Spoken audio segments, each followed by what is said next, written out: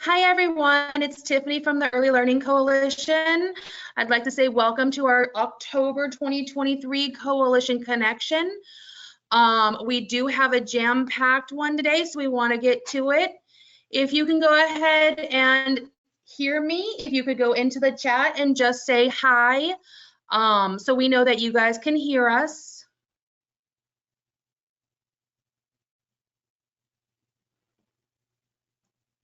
Wonderful. I see some highs coming through. Everyone's able to hear us. Welcome, guys. Like I said, we have a pretty jam-packed agenda today. We're going to go over some provider support updates, including expired documents, updating your VPK application, some information about SR and VPK monitorings, and then just some reminders about site closures and ownership changes. And then we are going to go into who to contact in provider supports in case you have questions. Then we'll go into some screening and support team updates with Colleen. And we'll go into some ARPA discretionary information with with Stacy and Lisette and Monica and Theon. And then we'll get into some insurance information that we have and some presenters we have.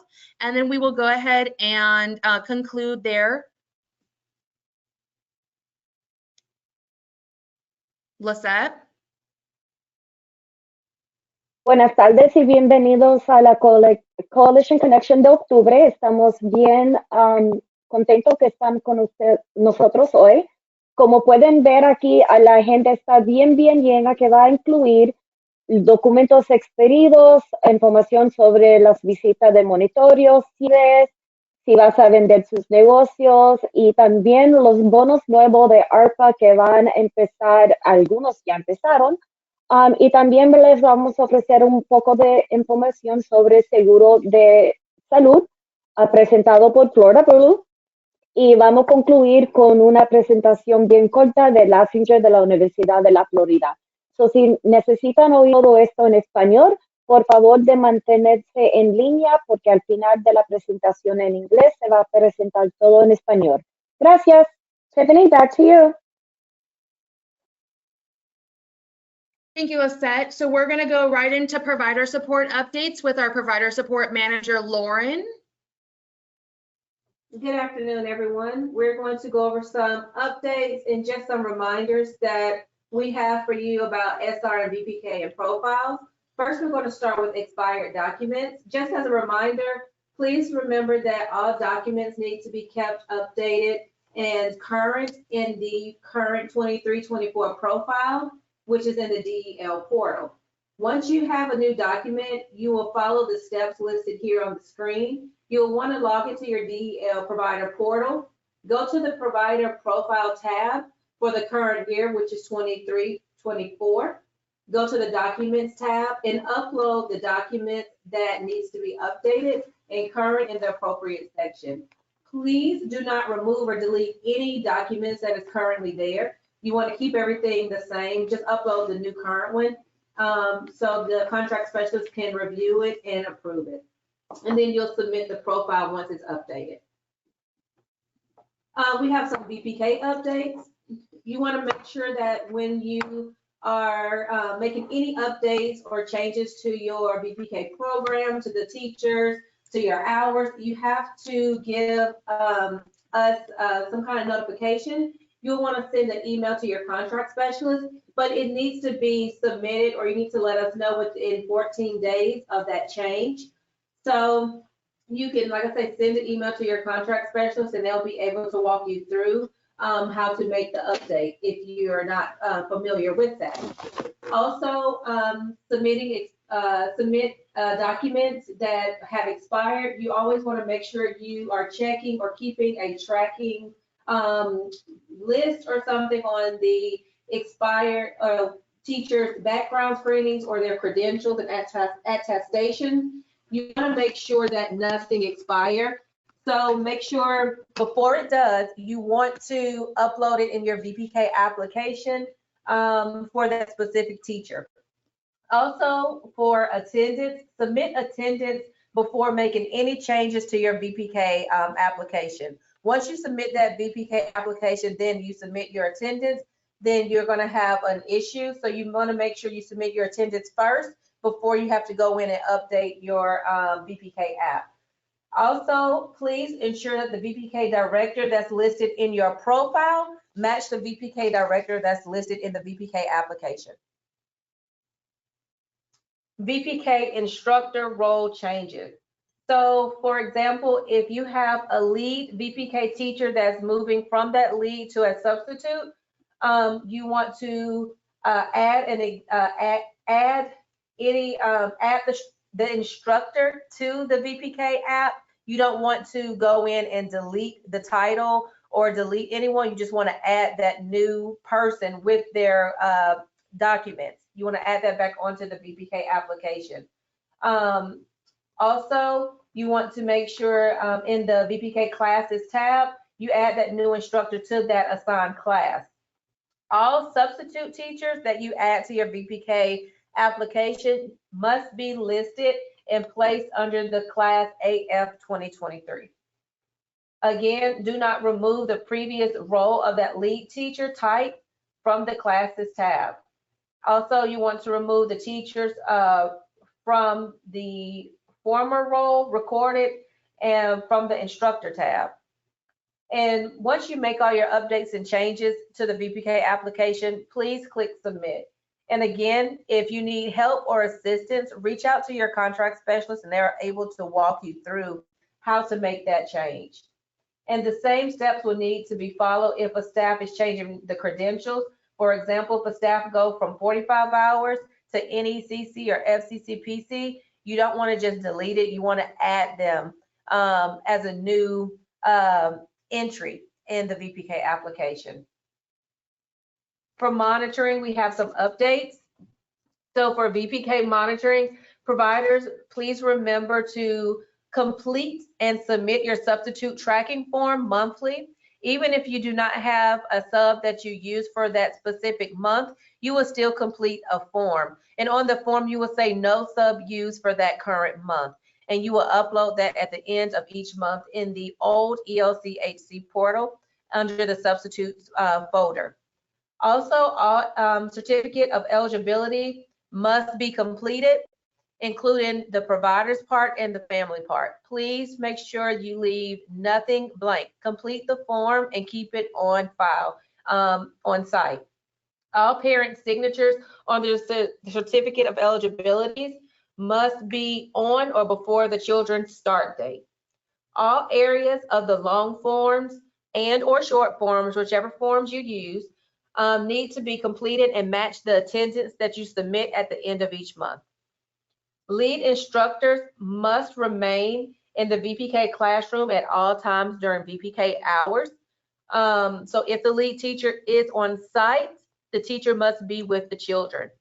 The only time that you need to use a substitute is if that lead teacher is not on site at the center. VPK classrooms must not exceed the 20 children with 2 approved instructors. So remember, ratio is either 1 to 11 or 2 to 20, and the teachers must be approved. For SR monitoring, errors on the sign-in and out sheets cannot exceed the 10% of the documents reviewed. Providers, please remember to remain in ratio at all times, and also keep all your school readiness and VPK documents on site for 5 years. Are you thinking about closing or relocating your center? So you must give the coalition a 30 days notice. It's required that you let us know that you're going to be closing or you're going to be moving to a different location. And again, you will notify your contract specialist, and your contract specialist will be able to walk you through the steps. And also the 30-day closure notice is the flyer is attached to the Coalition Connection for you to go look at, print, save, and put up somewhere just in case you might need that reminder. So just also as a reminder, SR and VPK contracts are not transferable. So if you change ownerships, you have to get a new owner will have to get a new contract. While we work on establishing a contract with a new owner, a gap between contracts will likely occur, and we cannot pay for VPK and or school readiness services offered during that time. Your center, if again, they're going to be leaving or moving or changing locations, you will need a brand new contract because it's not transferable. And we will notify the families that your contract will be ending 14 days prior to the last day of your contract. Again, your contract specialist is going to be the one that you reach out to, and they can further walk you through the steps if you need any further guidance or assistance.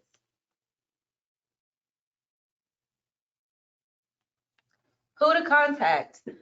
We have our regional model. The regional model has been updated, but not a lot of changes has happened. So please look at this slide and find your zip code for your center, and that will match you up with which region you're assigned to and who's your contract specialist and who's your provider support specialist.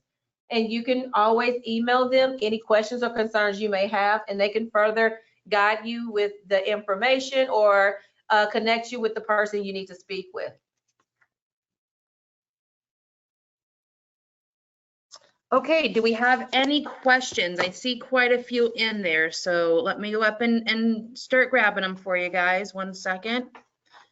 So the first question is, where can we find the VPK short forms?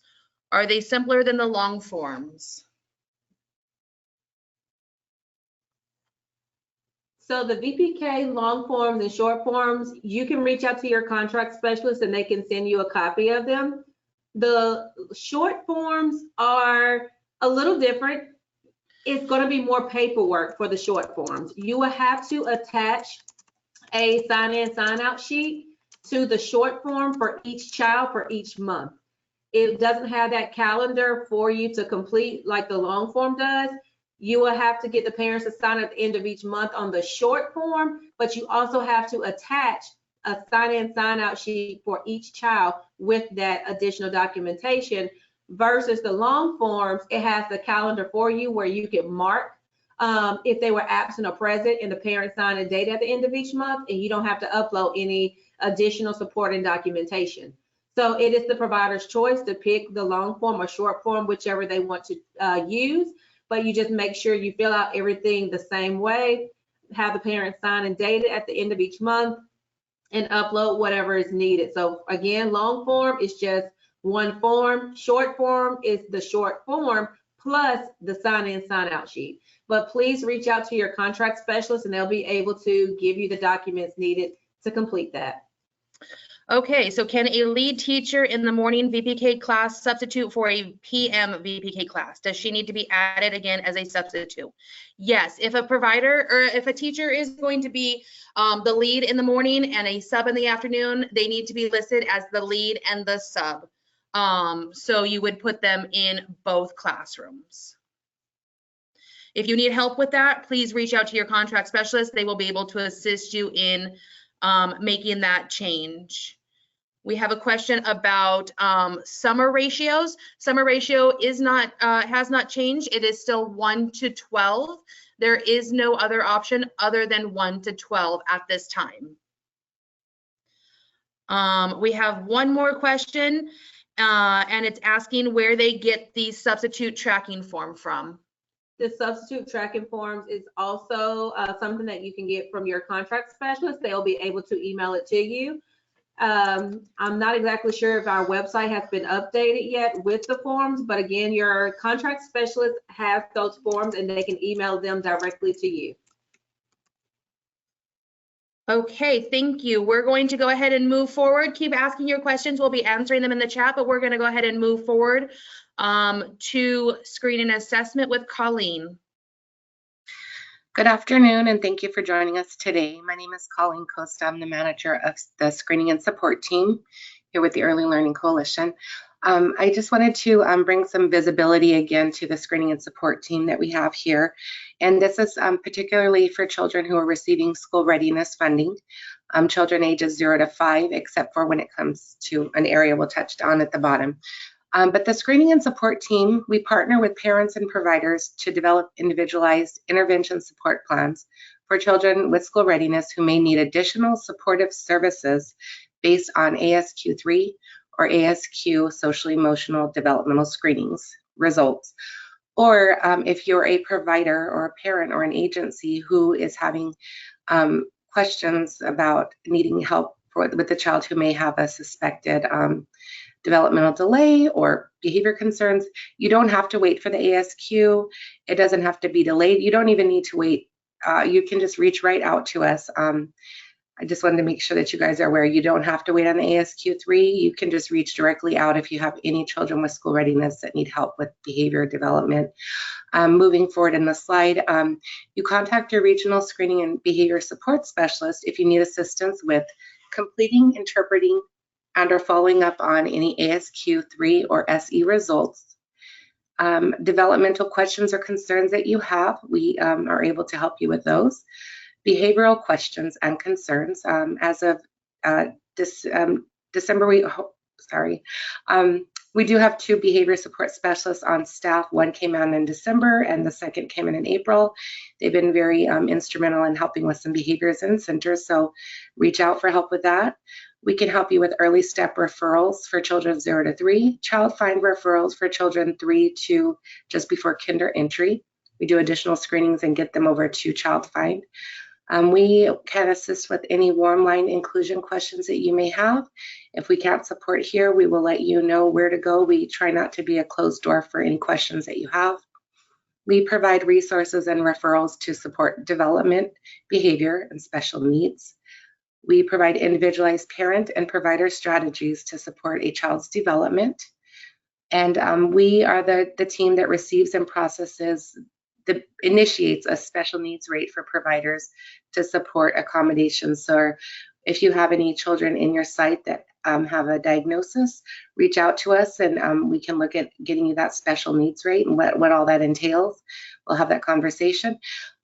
We have the developmental screening and support flyer in your coalition documents here. And we also would like to advise you to look into the provider notes for your regional specialist directory to find out who the behavior support specialist and screening support specialist is in your region. Again, it's like provider supports Lauren as well. You look by zip code to identify who can assist you. Looking forward to any questions and to hearing back from you guys on how we can help you. Thank you. Okay, Colleen, we have a few questions. The first one is, can we refer students who have VPK but not school readiness for screening? No, they have to have school readiness. What we would do is that would be considered a warm line inclusion question. So if you have that question, you're welcome to reach out and we can connect you with ECC. They're the program that's responsible for the screening and getting the children over to Child Find for children not getting school readiness. But we're happy to connect you with the right resource. Okay, the next question is, in regards to screening ASQs, if we have a child who is enrolled in school, do we need to complete an ASQ? It depends on what that means. If the child's already in kindergarten, they shouldn't have been issued an ASQ. So once enrolled in kindergarten, they shouldn't have received one. If you have a question regarding possibly that it was not correct, please send an email to screening.assessments@elchc.org and we can help you with whatever question you have. Now, if a child goes to Head Start, for example, you're still responsible for completing the ASQ and ASQ3 under the contract, unless you're able to secure a copy of the ASQ results, and we can upload those for you so that you don't have to redo it. So that's an option as well. Any more specific questions I can answer, just email me on that particular topic. Wonderful. Thank you, Colleen. That looks like all of the questions. We're going to go ahead and move into family services updates, and I believe that is Naomi.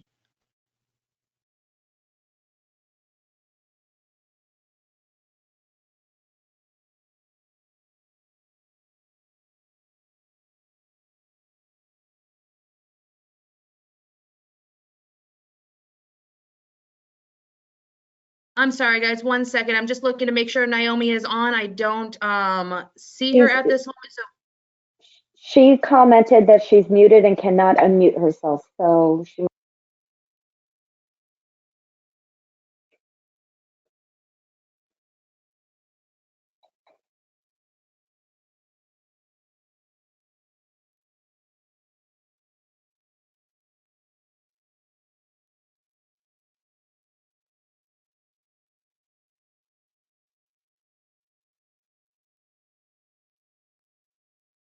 hello? What just happened? Hello? Naomi? Can you hear me? Yes, but I no longer see Coalition Connections up. I don't know. No, me either. No, we don't see the PowerPoint. Tiffany, what happened to the PowerPoint? Nope, someone removed me from the thing as an organizer, so give me 1 second, guys.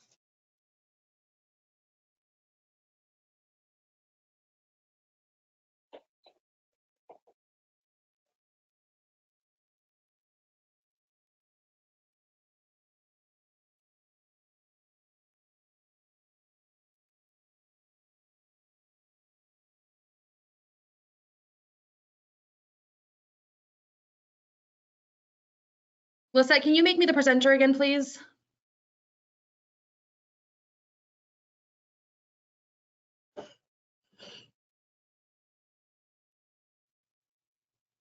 I've made you the presenter, Tiffany. Thank you. I'm sharing my screen now, guys. 1 second. All right, you're good.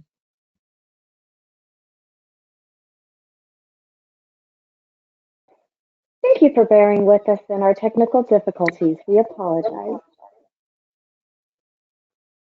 Okay, so do you guys see the screen now? Are we good?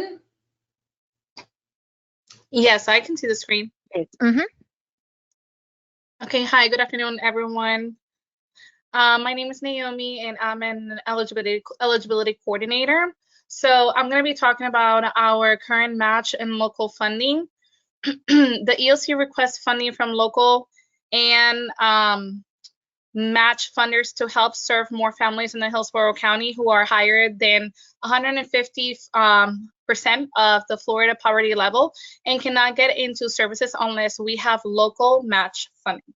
Every year, EOC actively recruits local funding to help get those families between the 150% to the 200% of the Florida poverty level to help them access our school readiness services. Each local funder contract has different criteria. Local funder may choose to put criteria in their contract so they can help serve their particular priority groups with their funding to validate their use of funding for these services. And additional local funding is still pending at this time.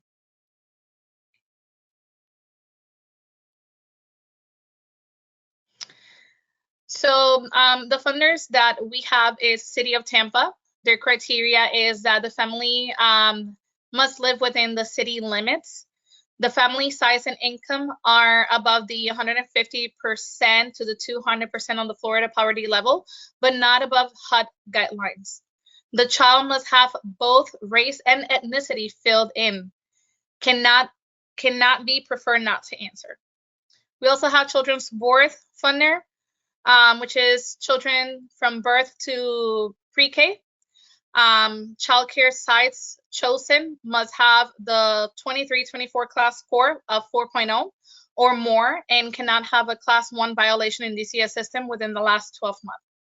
Sign-in and sign-out forms must match attendance and have correct signatures. Children must not have more than 3 absences a month. Excessive absences could make that the child go back to the school readiness waitlist. We also have Sperlino Foundation match funding. The family size and income are above the 150 to the 200% Florida poverty level. The funding is limited. We also have a Mayfield Foundation, birth to kindergarten, entry centers and family child care homes. The family must live in the Hillsborough County, and the family size and income are above the 150 to the 200 of Florida poverty level.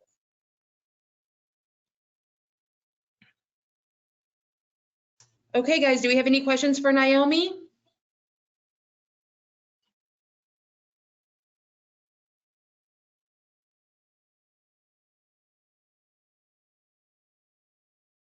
I don't see any, so we're going to go ahead and move on to Stacy. Hello, everyone. Good afternoon. Thank you again for joining us, and thank you for your patience with our technological difficulties. I just wanted to talk about a new opportunity that we have through ARPA discretionary dollars. We know that you've been hearing about ARPA for the last 2 years, right? So we had the first couple of rounds of ARPA.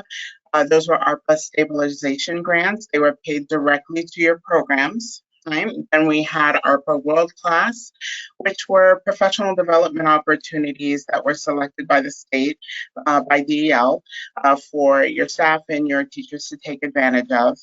And now we have ARPA discretionary funds. And those are local initiatives based on feedback that we've gotten from you from surveys and from site visits.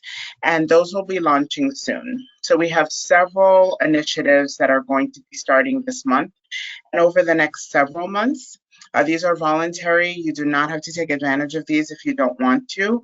I do suggest you take a look at your program and you think about your bandwidth and you think about what works best for you, and certainly apply for them. So because there's so many and we need time to build these out in WebAuthor, we will be focused on about 10 or so for this first Coalition Connection. And then over the next several months, like I mentioned, we will start to roll additional ones out. So from now to January, you really want to tune into Coalition Connection so you can get more information. So thank you so much for your participation. Thank you for your commitment to children and families in our community.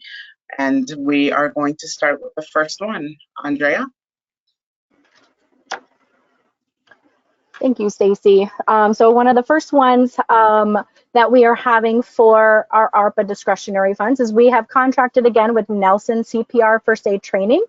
And what we're doing again, just like we did last year, is we are offering English and Spanish courses. As you see on your screen, the ones that we currently have that will be hosted at the ELC are listed. English courses will be on Saturdays. There's 2 in January, 1 in March, and then 1 in May. And then Spanish courses at the ELC will be on Saturdays. The next one is in December, followed by February and April. So we are alternating those months. We are having this contract all the way through May. It is $15 per person, so we highly recommend that if you or your staff are needing to have some CPR recertification or you have new staff, this is a highly discounted price, so take advantage of it. Nelson is also available to host a CPR first aid and fire extinguisher training at your school. He will need 5 or more people to do that, and if you are interested in having that at your school, the contact down below is nelsoncpr@verizon.net. You will contact him, tell him that you are interested in that, and he will contact us, and we will coordinate with payment for that. If you are interested in any of the English or Spanish courses hosted at the ELC, you can see the sign up for the class at the bottom left. That is through our LMS, so I highly recommend you sign up for that. If you do not have an account, please have an account and register for those so you have access to all of our fabulous trainings here at the ELC.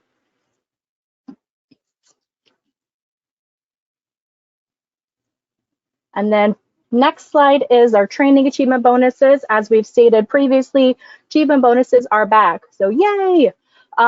These are paid upon completion of trainings and learning events. You are eligible up to 8 bonuses for a contract year, and the stipends may vary up to $300 depending on what course you are signed up for, and they're subject to the number of hours per course. So in order to get your achievement bonus, you must be a child care educator employed through Hillsborough County, one of our fabulous providers here in Hillsborough County. Forms will be emailed to those educators who successfully complete the learning event requirements. You must complete those instructions by the due date listed in the email for each learning event. If it is not done by that due date, we cannot guarantee that those bonuses will be paid. And we are retroactively doing all those learning events that our providers have attended between July 1st of this year, and we'll go through Friday, May 31st of next year. So if you have attended a training or learning event over the summer and you are eligible, you should be getting an email very shortly. If you have not already gotten one, again, you must complete all the requirements listed from that trainer in order to be eligible. If you have any questions, please do not hesitate to reach out as we are trying to get all these achievement bonuses out to as many people as quickly as possible.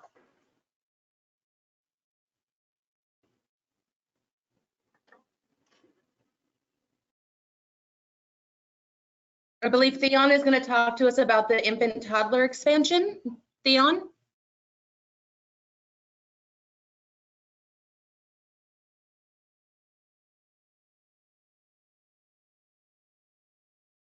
Thank you, Andrea. Good afternoon, everyone. My name is Theon Sally, and I am the Infant Toddler Coordinator for the Hillsborough Infant Toddler Initiative here at the Coalition. And we have been approved to receive ARPA funding to expand our infant toddler program by offering the infant toddler expansion here in Hillsborough County. The infant toddler expansion will be available for all contracted and non-contracted programs that open up new infant and or toddler classrooms anytime beginning this year of July 1st. So you would be eligible. Also, the ELC's infant toddler specialists, as well as myself and DCF will be a part of the initiative. We're looking at making sure that the new spaces identified for the new classrooms to be opened are either licensed or have been granted verification or approval for occupancy in those spaces. Some of our requirements are that each program must be either contracted or a non-contracted program and who have been licensed and inspected. Also, we have to preview and conduct site visits from DCF as well as the ELC prior to any approval to ensure safety in any of those spaces and making sure that they are licensed and approved for occupancy.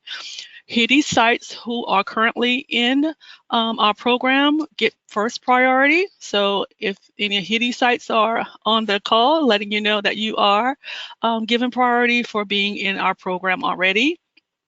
Each program that opens up a new infant, toddler, or 2-year-old space can be granted up to $15,000 per classroom that is open.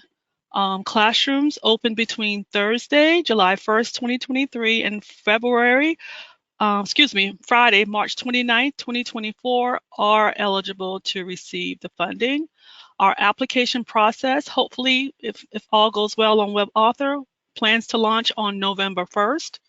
And we hope that all of you who are on the call or any of you could share this information with anyone who would be interested in opening up new infant toddler spaces.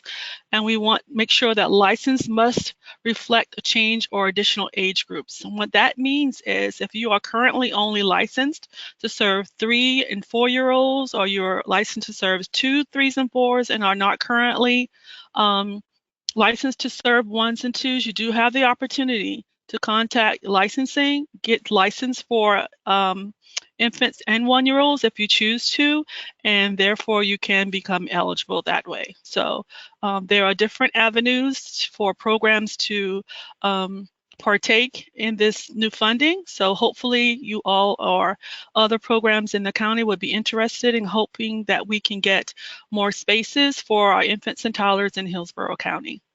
Thank you.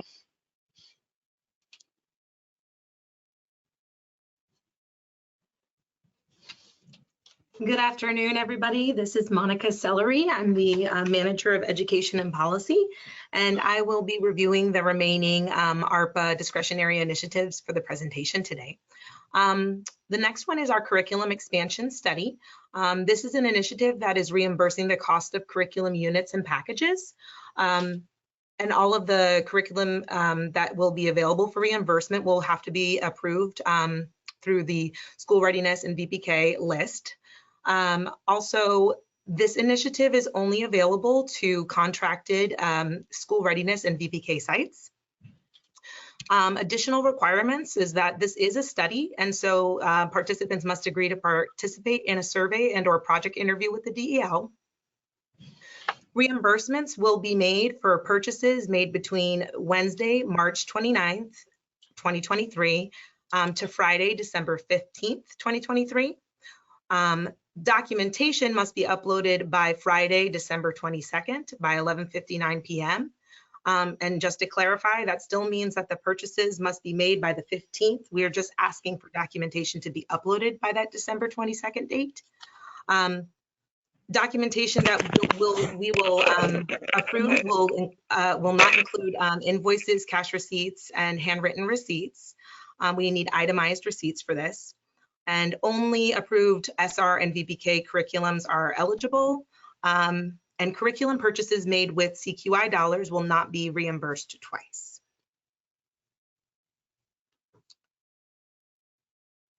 The next initiative that we're going to cover today is the transcript and diploma translation and evaluation services. This initiative provides assistance with foreign degrees and diplomas. We are going to be reimbursing the fees for early childhood educators associated with having their high school and degrees professionally translated. And then also they must be translated by an approved Florida Department of Education credential evaluation agency. The requirements for this initiative is for contracted programs only, and paid receipts submitted as documentation dated between Wednesday, March 29th, 2023 to Friday, May 31st, 2024. This application will be open on October 20th, so it is already open. And you can upload receipts of paid translation no later than Friday, May 31st, 2024 at 11:59. The application, you can find the link on our website.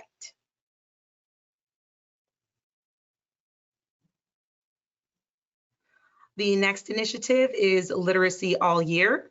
Through this initiative, approved providers will receive 2,000 worth of classroom materials and books, student home libraries and tablets for electronic reading, like Mayan, literacy-based professional development with coaching supports, create partnerships with neighborhood elementary schools, back-to-school backpacks with supplies, and also educator stipends. The requirements for this initiative, so the priority will be given to VPK low performing providers as identified by the DEL with the following criteria.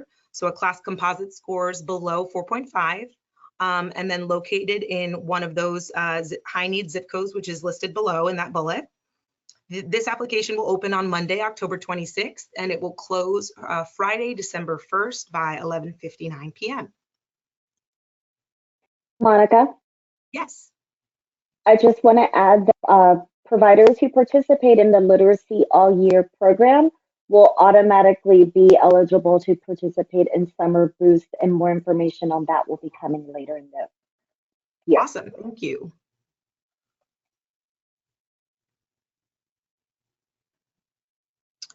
The next initiative is access to mental health therapy. We are really excited about this one. This is an initiative that will give providers access to a mental health app to provide access to mental health therapy, counseling, and support to educators through the convenience of using their phones or tablets to access the services. And this will be open to all currently employed early childhood educators. The requirements for this one are that you can be contracted or non-contracted. You must be currently employed by an early childhood site. Educators will apply individually, so that just means that directors, you cannot apply for your staff, but directors can also apply for yourself. We will need a current pay stub with to complete the application. And the interest forms will be opening up on Friday, November 3rd, and they will close Friday, January 12th. We are still working on procurement for this particular initiative, so we will have more details to come, and we will follow up with all those who fill out an interest form to confirm whether or not you would like to receive the services once we identify through the procurement process who we will be using.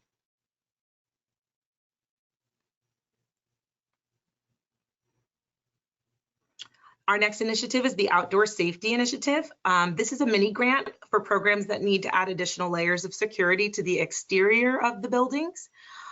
Included in this grant are things like security cameras and systems, additional outdoor safety lighting, additional exterior locks, keyless entry and manual, safety bollards, and just a note that no televisions or computers will be reimbursed through this grant. So the eligibility requirements for this one, this will also be open to contracted and non-contracted programs. The items must be approved before purchase, so all purchases must be made by Monday, March 11th, 2024. We need proof of purchase, so this does not include invoices, cash receipts, and handwritten receipts. We need an itemized receipt. And the web author opens on November 3rd and will close on March 11th.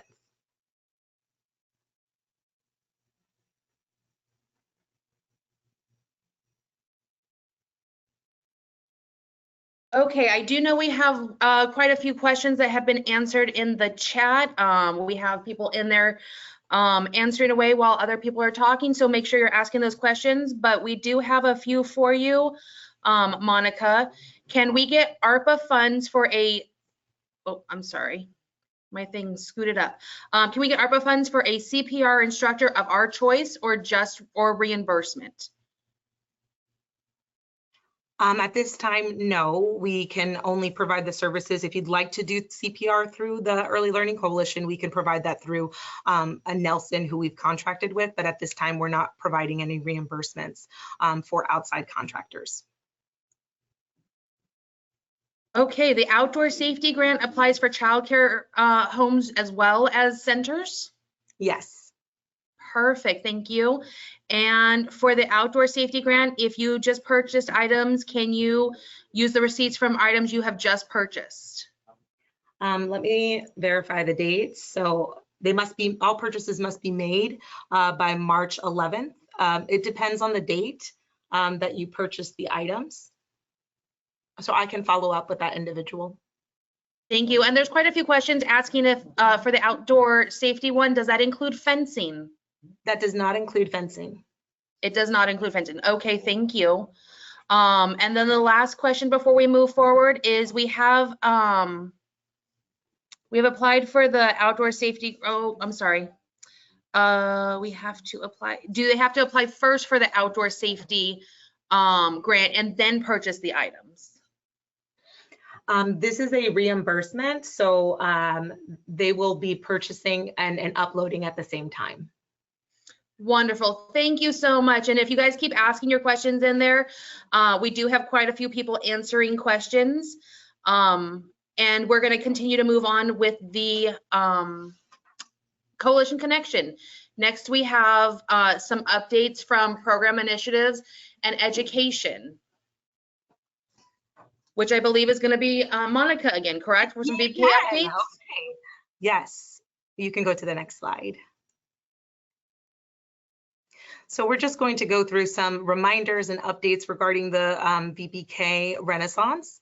So this is just a reminder. I think most of, we're almost done with PM1 for most of our sites. And we have a couple of sites that will end in the beginning of November. So congratulations to everyone through making it through PM1.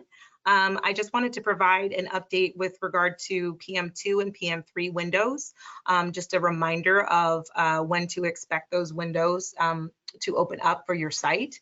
If you do not know your exact dates yet, please definitely take a look at our website. I've included the link below in the slides. here, you can click on that link and it'll take you to our ELC homepage, landing page for our provider search tool.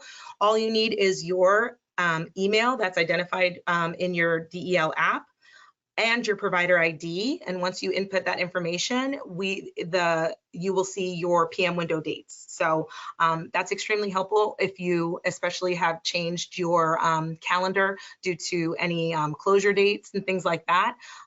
As a reminder, your PM windows will likely change if you do make any adjustments to your calendar. So this is a great tool if you're just needing that confirmation for those dates.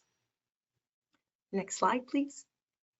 So just a reminder about the Renaissance system, that all of the updates to Renaissance need to be done in the DEL portal. My recommendation is to get started with your PM windows as early as possible, because technical difficulties do come up and changes definitely need to be made. And it does take up to 48 hours for those changes that you do in the portal to reflect in Renaissance. So it's definitely important to make sure to try your best not to wait until the last minute for these PM windows. The website I've also included here just as a reminder. I know last year there were different regional websites for the Renaissance system. However, this year it is one global URL, and that's included in the slide, as you can see. If you do not have your login credentials, and if this is your first time logging in, we have been needing to reset a lot of passwords due to profiles not having emails attached to them. So if that's the case, just reach out to us, please, and where we can provide the supports and reset the password if needed. And just again, reminder, making sure that everything is kept current within the DEL portal and not making changes in the Renaissance portal. Next slide, please. So the accommodations for the FAST-STAR early literacy assessment. Testing accommodations can be made in accordance with a student's current individual education plan, or IEP, or 504 plan issued by the school district. For children with special needs in which the assessment is not appropriate, this can be marked in the system for a reason under non-participation status. Providers should have English language learners attempt the assessment, but if they cannot pass practice assessment, they do not need to proceed after 3 attempts. There's the ability to mark that they are non-English speaker under non-participation status. The assessment can also be paused for any child for up to 8 days. So if there's an interruption or something like that, that is a possibility. And then the link to the instructions on how to mark a child as non-participation status can be found at the link in this slide. This is something that we do track compliance for. It is a requirement for us. And so please be mindful as you're testing your students of making sure not to leave anybody as untested. Instead, if they fall into the one of the 4 non-participation status categories, to make sure that you are placing them on that non-participation roster. Sharing the results with parents. This is also something that we are held in compliance for with the DEL. So programs must share the STAR parent report with a VPK student's parent or guardian within 7 calendar days after the administration of the assessment. This is a printable informational letter for parents, and it's available in English and Spanish as well. And Renaissance does provide pretty comprehensive instructions on how to run the report, which I've included a link to that in the slide as well. And the report also has a place for the parent and guardian to sign. And we recommend that VPK programs have parents and guardians sign and retain a copy for program records. And please be sure parents also have a copy that they can keep.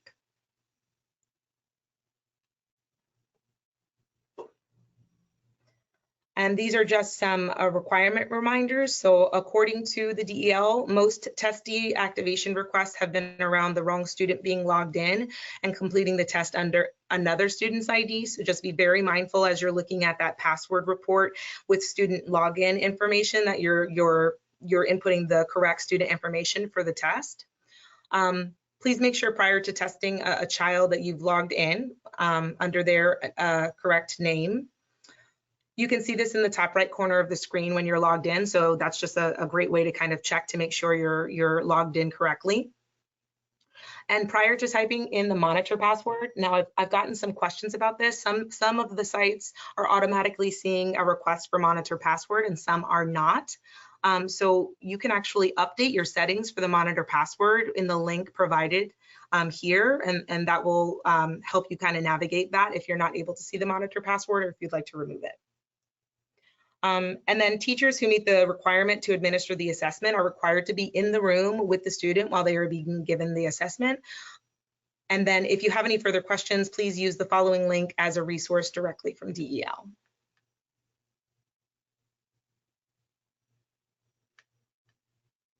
And then this is just a review of the contact information. You can contact VPK provider info at ELCHC for questions. We recommend going to Renaissance first. I think the fastest way to go is through their email address, fast_star@renaissance.com.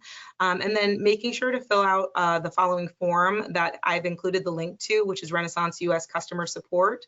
That's really helpful too. If you can reach out to Renaissance first, and if they get back to you and ask you to circle back to us, that's fine. We just are kind of limited in terms of what we can support, but we will absolutely do our best to help with whatever needs to be done. And if we can't answer the question, we can certainly push it to the DEL for more support. And that contact information is also included in this slide, vpkfast@del.fldoe.org.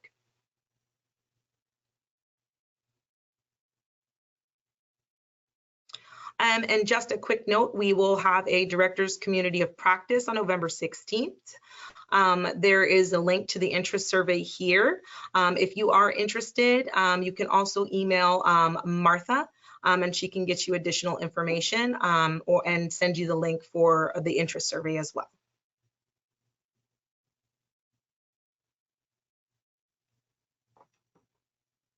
Okay, questions. It looks like we don't have, oh no, I do have one VPK question for you, Monica. It says, we have had VPK students join us after the 30th day of VPK. We tested them as they came. Is that okay? Should we have waited until PM2? If the window was open still and you tested them, that's fine. It's not going to be held against you. If they're coming from another site, more than likely they already have completed the testing. And so again, that won't be marked against you. But if they came outside of the 30 days, you're only responsible for testing them for the next window. Okay, what about nonverbal VPK students who have not provided IEP or 504 documentation? Do they mark them as non-participatory? I would recommend taking a look at the link that's provided here to look at the details for each non-participation status, because it's pretty thorough and gives a good idea of who is allowed and who isn't. But I would definitely reference that before putting them on the non-participation status. Sounds Monica, good. I just responded and I put it exactly how it is on the VPK guide as a reference. So it's there. Okay. Wonderful. Thank you so much, Ruth. We're gonna go ahead and move into some information from our providers healthcare community resources. So we'll start out with a presentation from Florida Blue.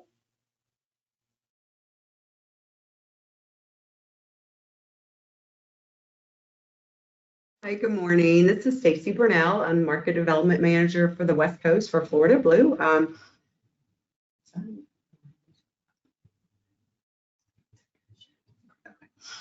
Just wanted to go over some information. Thanks for having us. We have a really close partnership with the ELC, so real happy to be here and to be able to speak with your providers. So I'm going to go over a few things. We have a few things that Florida Blue offers in the community. We have health plan solutions and pathways to care. And first of all, I want to thank you all for what you do. Now it's time to take care of yourself. So with over 75 years of supporting Floridians in their health and wellness journey, Florida Blue is passionate about advancing healthcare and being good health partners with the communities of Florida. Florida Blue's mission is to help people and communities achieve better health, and they do that by various initiatives that help move the needle in affordability, accessibility, and quality of healthcare. Whether in the communities doing outreach or helping members in an office, they're always working towards putting the customer first. So if you're a child care provider, there's a couple options for health insurance for you and your staff. I know a lot of times affordability is an issue with group plans. That's why we work with a lot of providers and go in to speak about ACA plans. They're a little more affordable. So I know right now the inflation rates are really high. Housing is unaffordable, and it is there's a lot of labor and talent acquisition competition out there for y'all. So finding solutions that fits your business needs, cares for your employees with flexible is key to your success. And health plan benefits can be that bridge, and there are multiple pathways to get there. Like I said, group coverage and individual coverage, it's usually an option. The smaller businesses are usually able to offer their employees an ACA plan. And why is health insurance important? So it provides you with the ability to get medical care when you need healthcare coverage and protects you from high treatment costs. So just one emergency room visit is about $6,600 on average, just so you know. Prenatal care and childbirth, $17,000 if you were to private pay for that. We work with employers and employees and individuals to try to create a win-win situation. Affordable health insurance is a valuable benefit that everyone should have access to. So having a comprehensive employee benefit solution can enhance future talent and enhance your business's employee experience. If group coverage is not for you, again, the ACA plan is certainly something that that a lot of folks qualify for. 9 out of 10 people are able to get an ACA plan for under $10 on the marketplace with the tax credits that are available right now. So I think that's about all. This is our information. I'm gonna have my associate Diana Calderon Carzosa. I'm sorry, I always have a problem with her last name. And she can go over this in Spanish. So this is Diana. If you have questions, certainly click on the QR code or call our Florida Blue Center, and they can certainly help you with any questions or issues you might have with health coverage. Bueno, buenas tardes. Mi nombre es Diana, como dice Stacy. Estoy aquí hoy acompañando para dar un pequeño backup a toda la información que tenemos para compartir sobre la cobertura con planes de salud en español, que a veces el tema se puede confundir un poquito con el lenguaje. En realidad, simplemente dejarles saber que para todos aquellos que ya sea para su grupo de empleados o de manera individual, si no califican o no están cubiertos a través de cobertura de salud en este momento, hay opciones que Florida Blue puede poner a la mano que tenemos disponibles para pequeños negocios, para medianos negocios y también de manera individual que les puede ayudar a encontrar cuál es la mejor opción. Somos educadores, ustedes son educadores de nuestros niños, nosotros somos educadores en salud, entonces cualquier información que necesiten, este número de teléfono, el 1-866-986-2583, fue designado especialmente para nuestros centros de Florida Blue para ofrecer información con un agente local, ya sea que quieran hacer una consulta en persona en nuestras oficinas o que quieran tener la conversación de manera telefónica. Les ayudamos por lo menos a entender la información, a que puedan tomar una decisión con el conocimiento de cuál es la mejor manera de acceder a los planes de salud. Si ya tienen un plan de salud, si son miembros de Florida Blue y necesitan encontrar otras opciones, revisar qué va a ser el 2024 o cómo podemos acceder a los beneficios de los planes, también se ofrece esa esa facilidad a través de los centros, podemos educar en beneficios y también el mantenimiento del plan. Bueno, entre otras cosas, pues simplemente un pequeño breakdown de cómo se puede acceder. Entonces, a través de cobertura de grupo hay opciones, a través de opciones individuales, como decía Stacy, el Affordable Care Act, que es el conocido Obamacare, que es a través del mercado de seguros de salud, donde se ofrece un subsidio dependiendo del income de cada familia y el número de personas que necesiten la cobertura.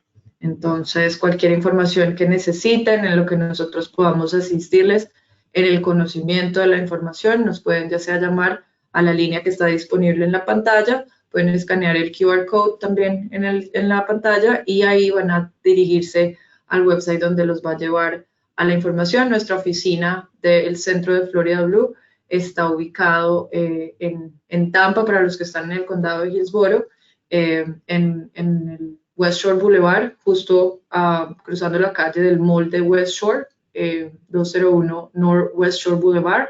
Ahí pueden encontrar también la ayuda.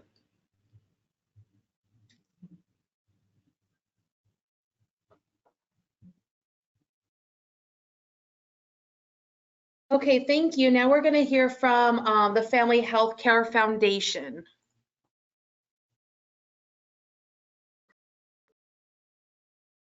Hi there. Thanks so much for having us today. Appreciate it. And I just wanted to double check. I'm excited to be here. Katie Roders Turner, Family Healthcare Foundation. Can everyone hear me okay? Hi, Katie. Yes, we can hear you. Awesome. I also just wanted to double check as well. Am I able to share my screen, or is someone able to share my screen for me?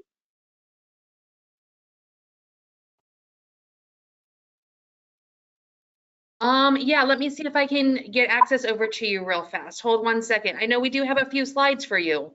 Did you not want to share those slides? I would love to share my slides. This is my first time in GoToWebinar. I haven't been here in a while. Oh, there they are. Thank you so much. This is awesome. Yeah, we got them sent over, so we got them. So awesome. Thank you. Okay, great. All right. Well, I am going to go ahead. I'm going to talk a little bit about my absolutely favorite topic, which is the Family Healthcare Foundation. My name is Katie Roders Turner, and I am the Executive Director of the Family Healthcare Foundation. We are a nonprofit here in Tampa Bay, and we are actually celebrating our 25th anniversary. Tomorrow we're having a big celebration, celebrating 25 years as a nonprofit. Our vision is that everyone has equitable access to high quality and affordable health care. And we accomplish that through the work of navigators here in Hillsborough County. And we actually work in 3 other counties too, Pasco, Pinellas, and Polk. We cover Tampa Bay in general. We have 22 navigators who work at Family Healthcare Foundation, and most of them are here on this screen. And then we partner with other agencies too, to have a total of 35 navigators across the 4 counties that we cover. So Baycare Hospital System, Tampa General Hospital, Premier Community Healthcare, and then Evra Health as well. So navigators all across Tampa Bay, providing totally free, trusted and confidential application assistance, helping people enroll in programs like the Health Insurance Marketplace, Florida Kid Care, Medicaid, and then there's also programs like Hillsborough County Healthcare Plan, Pinellas County Healthcare Plan, and Polk County Healthcare Plan too. So we know that life is really complicated, and we really don't want health insurance to be one more thing that families have to worry about. And so we are grant funded, so our services are always free. We do not get paid by the people that we are helping. And we also know that there's many options that people can choose from. So we want to make sure that whatever health insurance company or whatever program people are choosing, that it's the right one for them. So we will always talk about every option that's out there, and whether people enroll while they're sitting in front of us, or if they want to go and think about it and talk about it with their spouse or their sister or whoever else, that's completely fine. They can come back to us later, or they can do it by themselves. People can go online. They can schedule online at our website, or they can call us on our phone number. They can check out on our social media and see where we're at throughout Tampa Bay. We're always at events, sharing information. And we actually have navigators that speak English, Spanish, Portuguese, Creole, and I speak a little bit of Russian as well. And a couple other languages out there too. And you can go to the next slide as well. So we are also here year round as well. So right now we're coming up on open enrollment. And so this is a great time of year for people to look at the health insurance marketplace. Also, Florida Kid Care is having some really exciting changes that are coming up on January 1st, very important. But our navigators are here all year round. So if people have questions at any point, we'll always be here. And these are some of the programs that we help out with too. So we'll always be here to help ask questions too. And as I mentioned, our phone number, and so we'll be able to help out. You can make appointments on our website, and you can connect with any of the navigators at any of the agencies where they're that I mentioned. So Family Healthcare Foundation, or our partners at Baycare, Tampa General, Premier, or Evra as well. And like I said, we're grant funded, so it never costs anything to work with us. And then my colleague, Melissa, was going to share some information in Spanish as well. Melissa, are you nearby? Hello, I am.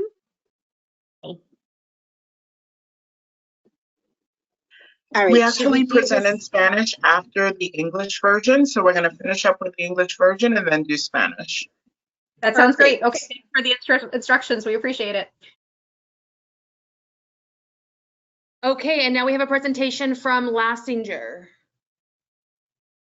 Hi there, everyone. My name is Erica Fritz Oaks, and I am joining you from the New Worlds Reading Initiative. Just wanted to share some information about this really exciting opportunity for our VPK children and families. So the University of Florida Lastinger Center was the state appointed administrator for our project, New Worlds Reading, in 2021, and we began enrolling students and shipping books in 2021 as well.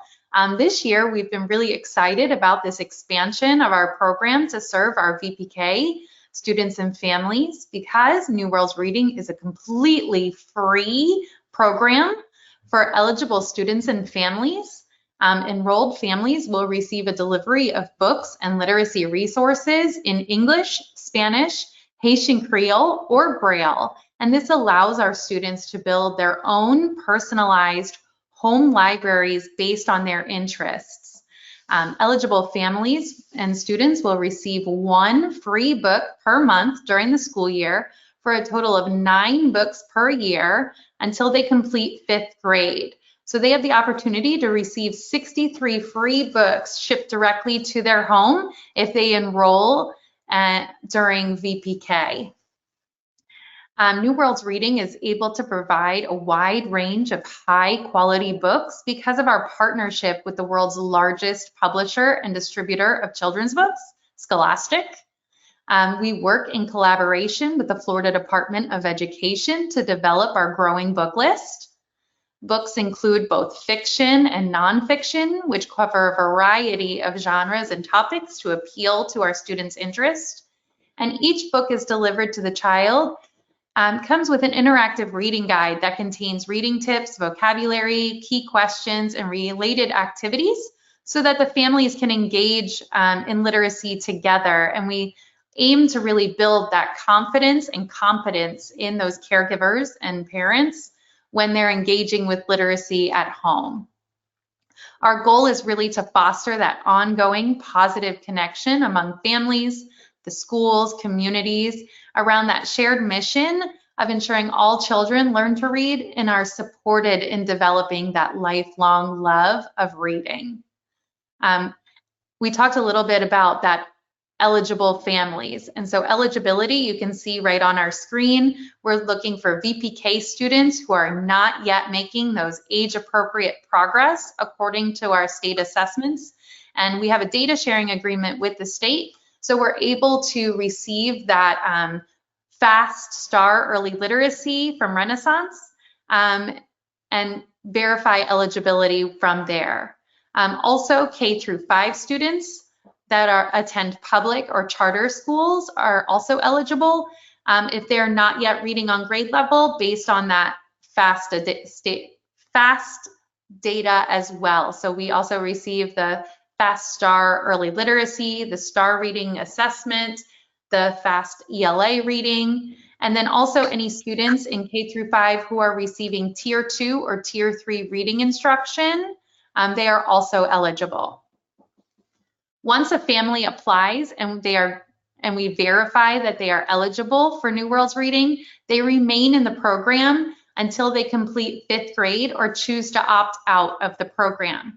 So even if their scores improve on their assessments, they'll still receive the free books and literacy resources because that's our goal, right? We want our students improving their literacy rates. This fall, we'll be shipping enrollment flyers directly to our schools and VPK providers to distribute to eligible students. So please keep your eyes peeled for those flyers and have them sent home with your eligible students so that they can start receiving these free books and resources. With those flyers will be an instruction sheet to help remind you of what our eligibility criteria are and some additional instructions on distributing the flyers. On the screen, you will see a QR code that takes you directly to our website, newworldsreading.com. That's where you'll find our application that's located there.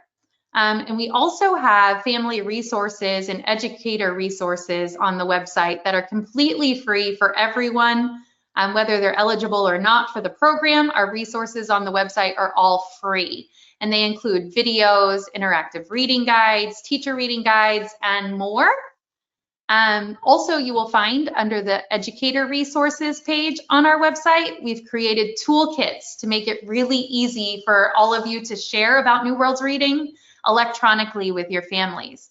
So we've created these templates that are just copy, paste, and then you can share them through email, social media, or any of those class communication platforms such as ClassDojo or Peachjar. But we would love for you all to just share as much information about the program as possible with those eligible families so we can share with many, many, many more students across Florida all of these great free resources. Thank you for your time. Thank you so much. We are going to keep it moving because this one has been extra long. Keep asking your questions in the chat box because we will be here even through the Spanish speaking ones. We will have people answering the questions. But don't forget that if you have any questions or you need information, stay up to date with us. Follow us on Facebook and Instagram. Make sure you go to the elchc.org website and sign up for provider notes. That's how you get the updated when the next Coalition Connection is. That's how the this PowerPoint along with the handouts will be in the next Coalition Connection. So if you didn't get to hear the whole thing or you'd like to hear it another time, it will be in those provider notes. So make sure you sign up for us and also share it with your teachers or staff members because there may be grants they are eligible for that would be put in that in those provider notes and they would be eligible to hear it too. So again, thank you for coming. We're going to go ahead and do the entire Coalition Connection again in Spanish this time. Okay, so si lo necesitan todo oír en español, se mantienen en línea, por favor, porque vamos a empezar ahora con la presentación en español. Y Margarita. Buenas tardes. Buenas tardes a todos. Gracias por participar de esta reunión en línea. En este momento vamos a hablar de documentos expirados. Como recordatorio, todos los documentos necesitan mantenerse actualizados en el portal de DEL, anteriormente OEL. Cuando obtenga el documento renovado, favor de seguir los pasos para completar la actualización. Vaya al portal del proveedor de DEL, vaya a la sección de perfil del proveedor para el año corriente, vaya a la sección de documentos, agregue el documento en el encasillado asignado, no borre o ningún documento que haya sido previamente verificado por nosotros, ¿ok? Envíe su perfil para revisión y activación. Vamos a hablar de la actualización de la aplicación de VPK o VPK App para los proveedores que hacen VPK. Cuando tienen un cambio en el VPK App, deben de completarse dentro de los 14 días del cambio. Favor de enviar una notificación por correo electrónico a su especialista de contrato. Muy importante. Someter documentos expirados para la aplicación de VPK. Por ejemplo, la forma de background screening y la attestation que necesita renovarse al mismo momento que se renueva el background screening, o credenciales en el transcrito de DCF. Someter la asistencia antes de hacer cambios en el VPK App. ¿Por qué? Porque el sistema no le permitirá someter la asistencia si el VPK App no está en estado certificado. Favor de asegurarse que el director listado en el VPK App coincida con el director listado en el perfil del proveedor. Cambios en el rol de instructor de VPK. Ejemplo, un maestro principal o lead teacher a sustituto o substitute.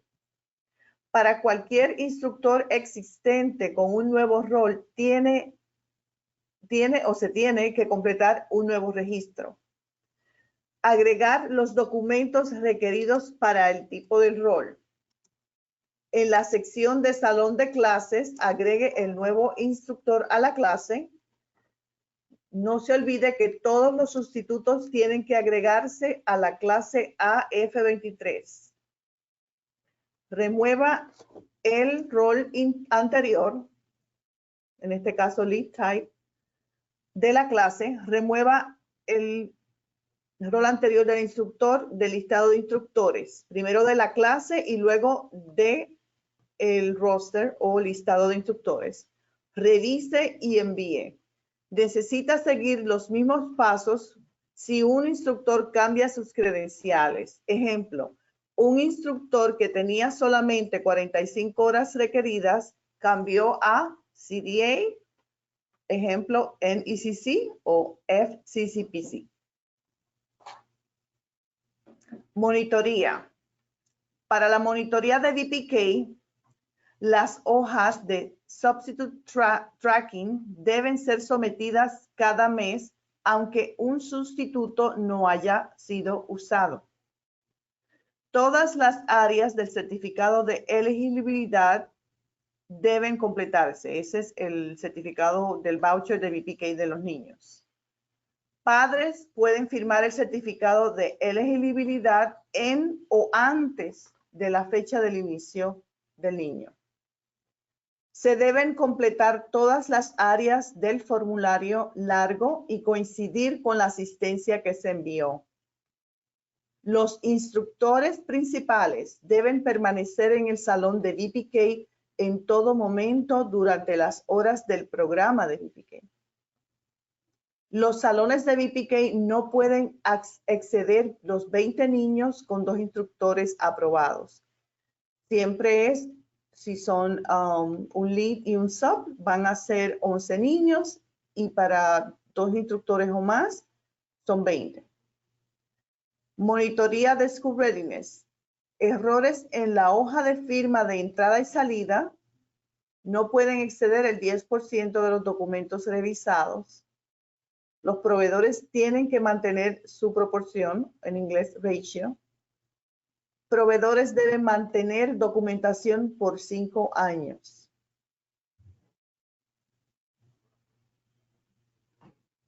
¿Está pensando en cerrar o reubicar su facilidad de cuidado infantil?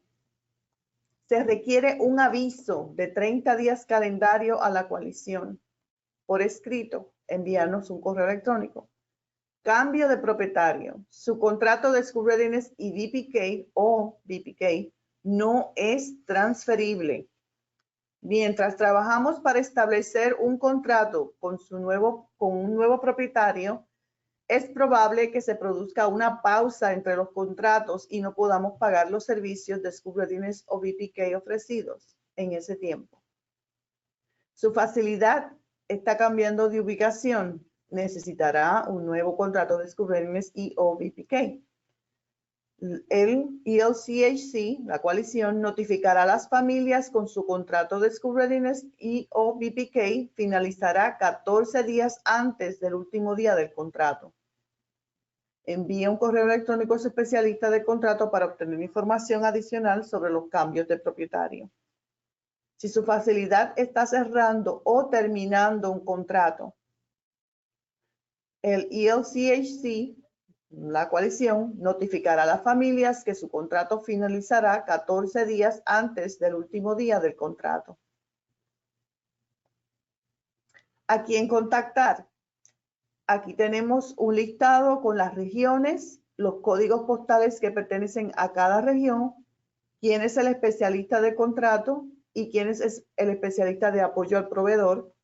Como pueden ver, solamente tienen que buscar primero cuál es el código postal que usted pertenece, quién es la especialista de contratos y el especialista de apoyo al proveedor. Si necesitarán alguna ayuda, pueden contactarnos por correo electrónico. Si tienen alguna pregunta, pueden por favor ponerla en el chat y le vamos a estar dando contestación a sus preguntas.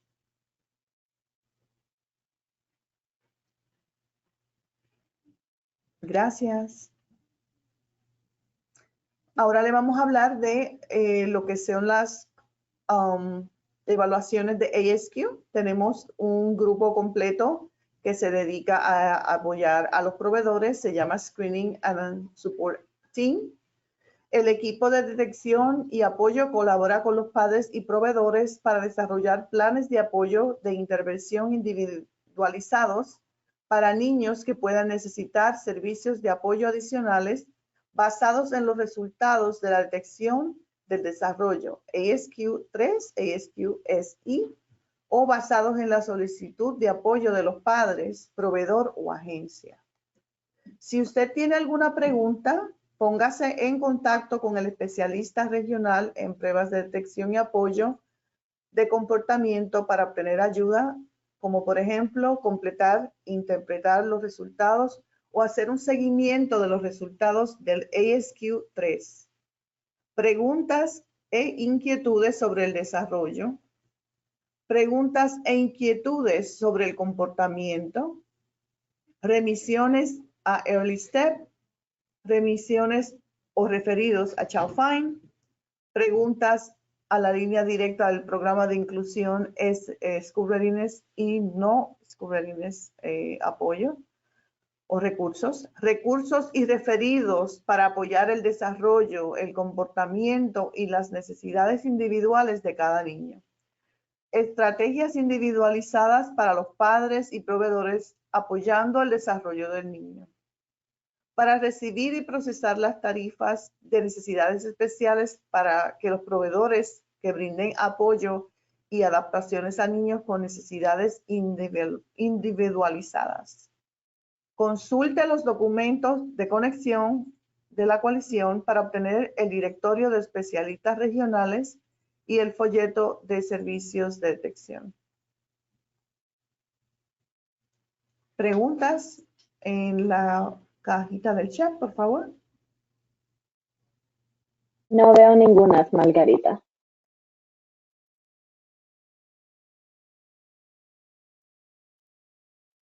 Thank Okay, you. so Now ahora, I believe ahora Naomi is vamos. going to do this one.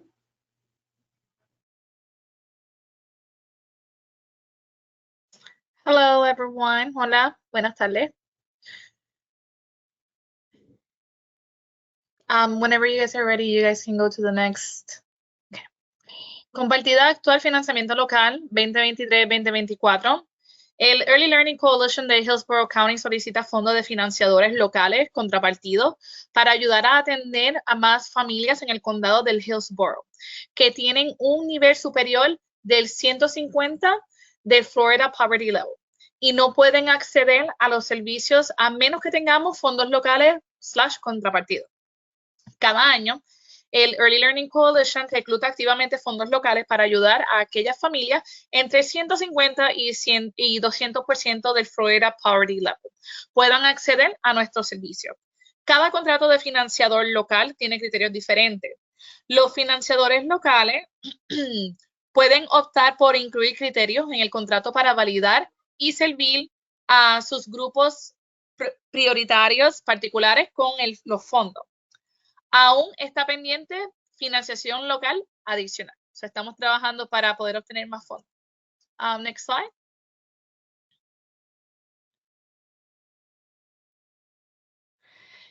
Tenemos varios financiadores. Entre ellos está el City of Tampa. La familia vive dentro de los límites de la ciudad. Tiene que vivir dentro de los límites de la ciudad para poder cualificar para este fondo. El tamaño de la familia y los ingresos tienen que estar entre 150 y 200% del Florida Poverty Level, pero no por encima de las pautas del HUD. El niño debe completar tanto, cuando llenan la aplicación, tienen que elegir el origen, la raza y el origen étnico. No pueden utilizar, prefiero no responder porque entonces no cualificarían para este fondo. También tenemos el fondo de Children's Board. Servimos a los niños desde el nacimiento hasta preescolar. Los sitios de cuidado infantil elegidos deben de tener una puntuación de 4.0 o más en clase 2023-2024 y no pueden tener una infracción de clase 1 en el sistema del Departamento de la Familia en los últimos 12 meses. Los formularios de entrada y salida deben coincidir con la asistencia y tener las firmas correctas. Los niños no deben tener más de 3 ausencias al mes. Las ausencias excesivas podrían ocasionar de que el niño tenga que regresar al waitlist. El otro fondo que tenemos es Perlino Foundation Match Funding. El tamaño de la familia y los ingresos tienen que estar entre el 150 y 200% del Florida Poverty Level. La financiación es limitada con este fondo. También tenemos el Mayfield Foundation, ingresos desde nacimiento hasta el kindergarten, centros y hogares de cuidado infantil familiar. La familia vive en el condado del Hillsborough, tiene que vivir dentro del condado de Hillsborough para poder cualificar para ese fondo. Y el tamaño de la familia y los ingresos tienen que estar entre 150 y 200% del Florida Poverty Level. Okay. That is all from me. Eso es todo de mi parte. Si tienen algunas preguntas, pueden ponerla en el chat box.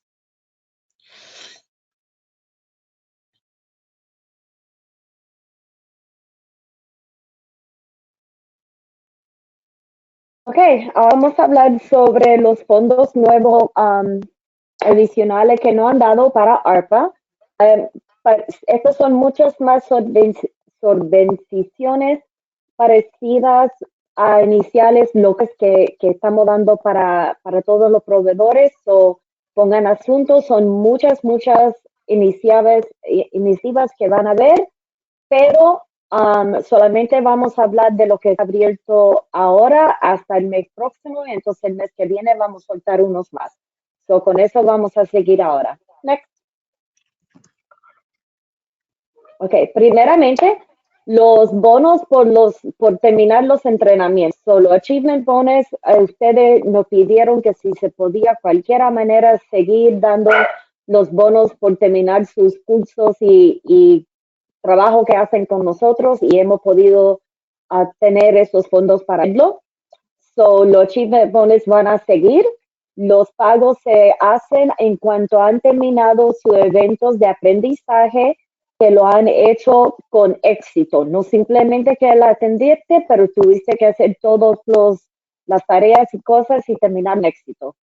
Solamente van a ser elegibles para hasta 8 bonos por el año contrato 23-24 y los estipendios varían hasta 300 pesos máximo, según a la cantidad de horas por el curso.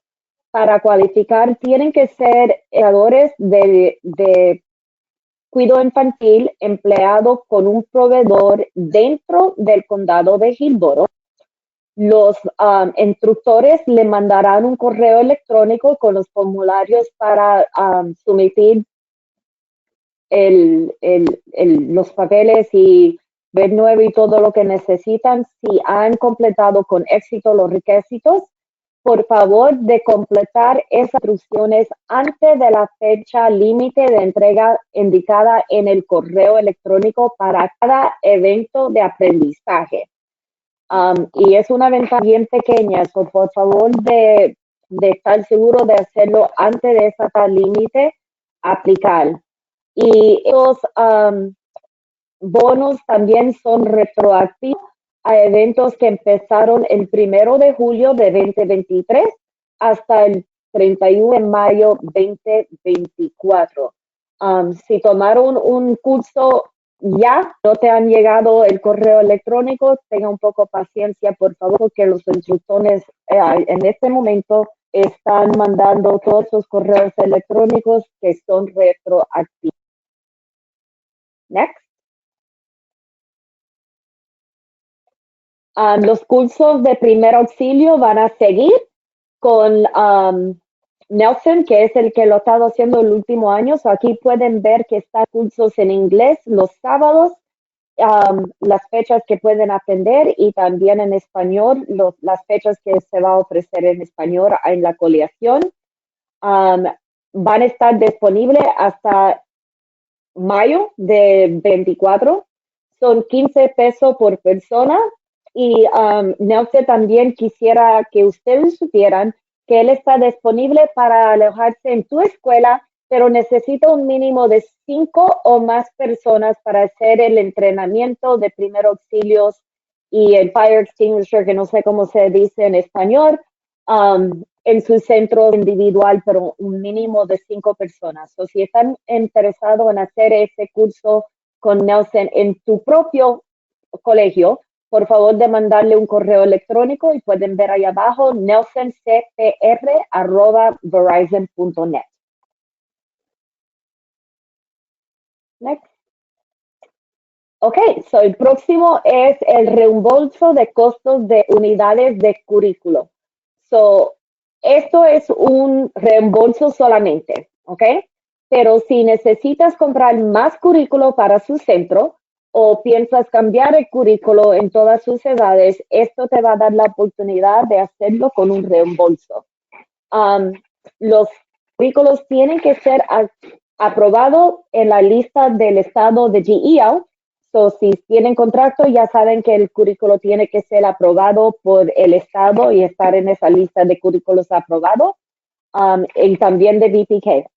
Las compras y estas fechas son dadas por el Estado, no podemos cambiarla. Las compras realizadas entre el miércoles 29 de marzo del 2023, retroactivo, y hasta el viernes 15 de diciembre del 2023, ¿ok?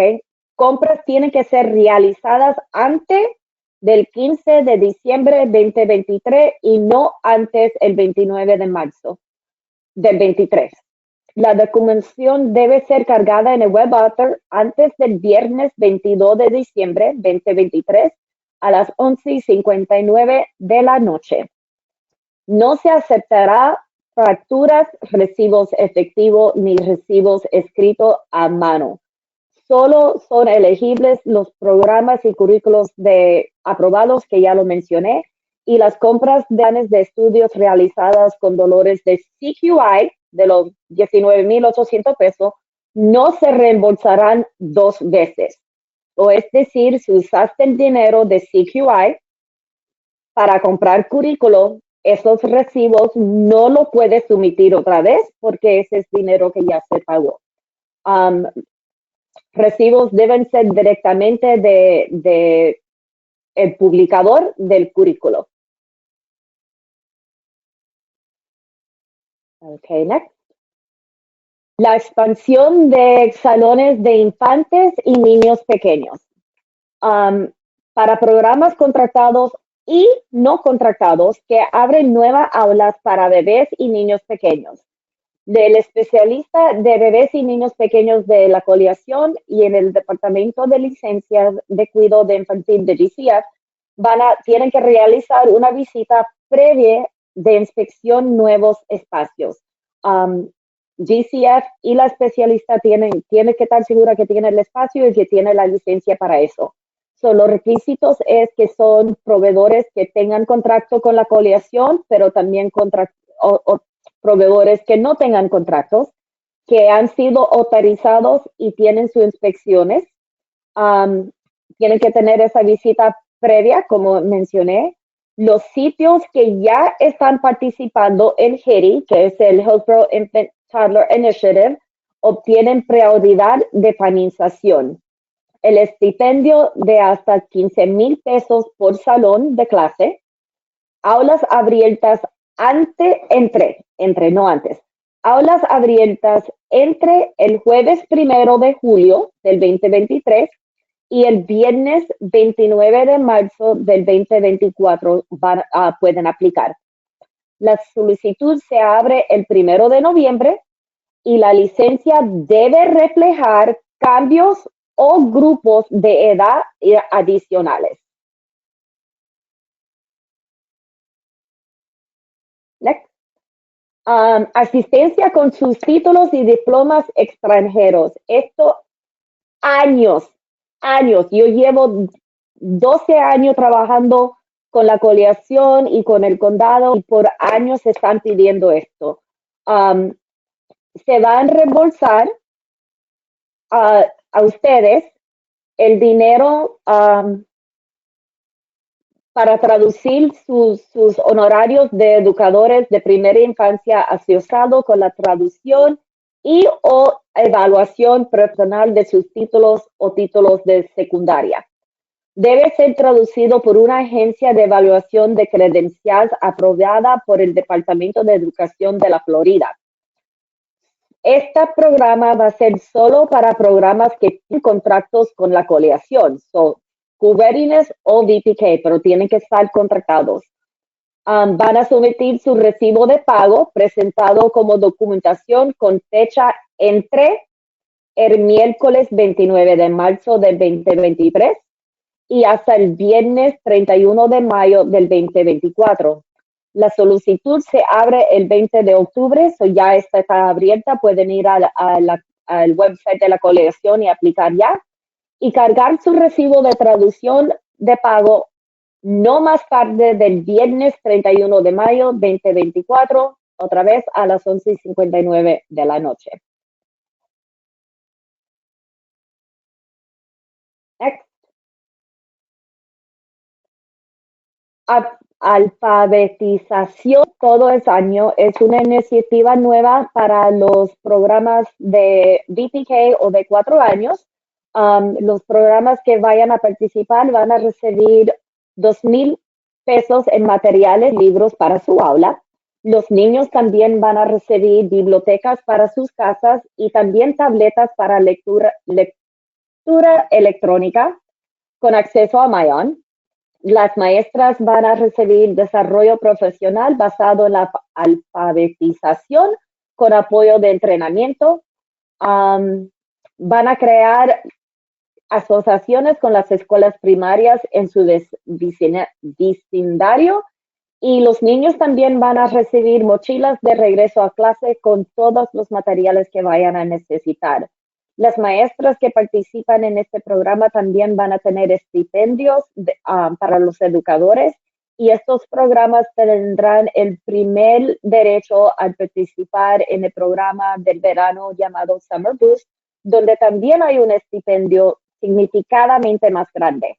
La prioridad se dará a los proveedores que fueron indicados como low performing providers de VPK y también que tengan un puntaje de 4.5 o menos.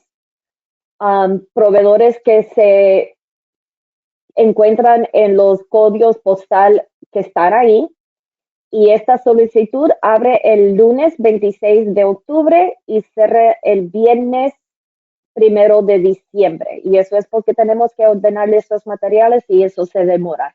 So, si se encuentran en uno de estos códigos postales, ofrecen VPK o programas de niños de 4 años y su puntaje es menos de 4.5, por favor de hacer esa solicitud para tener esa prioridad lo más pronto posible. Si no están en esos códigos postales, todavía pueden aplicar, pero la prioridad es a ese grupo que mencioné. El próximo es acceso a una aplicación de salud mental.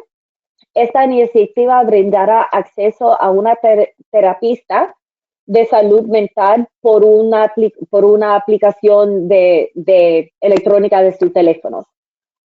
Es para los educadores a través de la conveniencia de sus propios teléfonos o tabletas para accesar los servicios.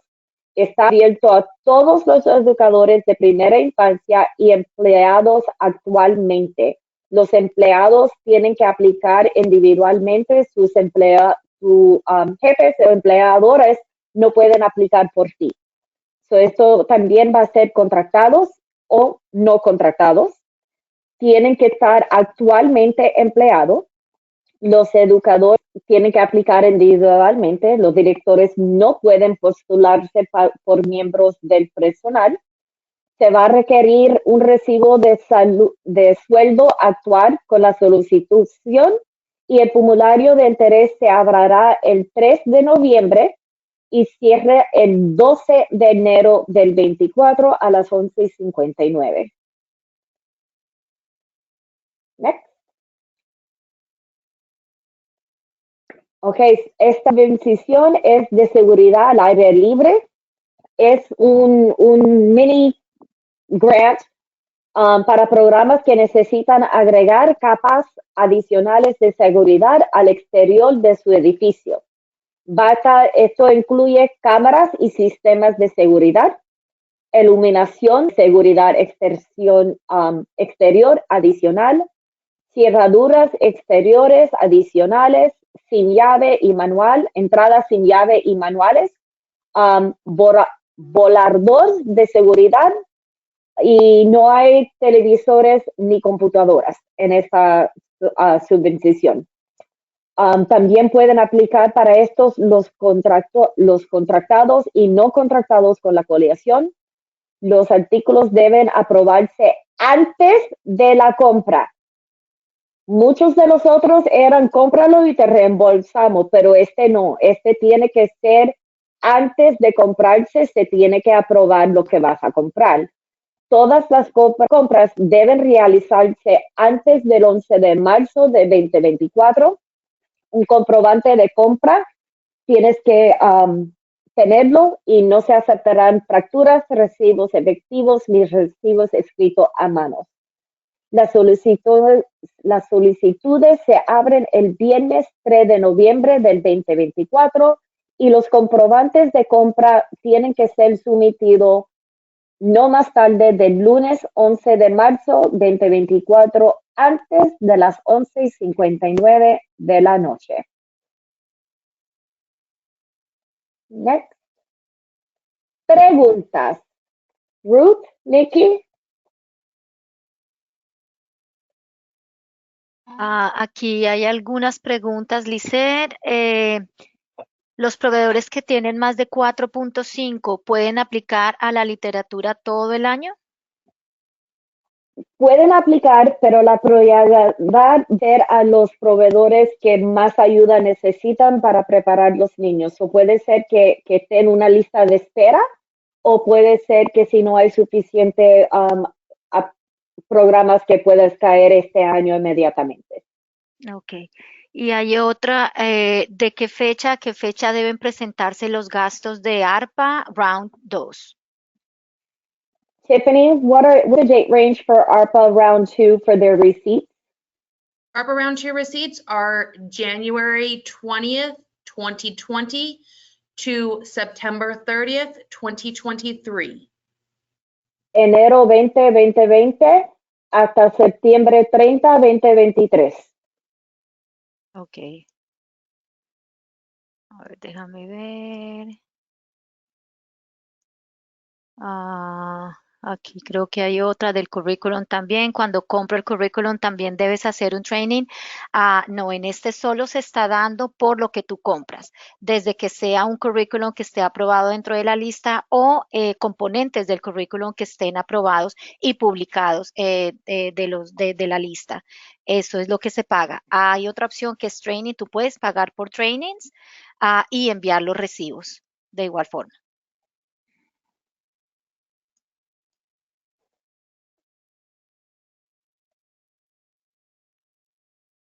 A ver, déjame ver. Ya hay varias, pero Cuando la aplicación de seguridad abre, es cuando vas a poner lo que quieres comprar para que te lo aprueben antes de comprarlo. Eso va a ser todo parte de la aplicación por web cuando esa aplicación abre.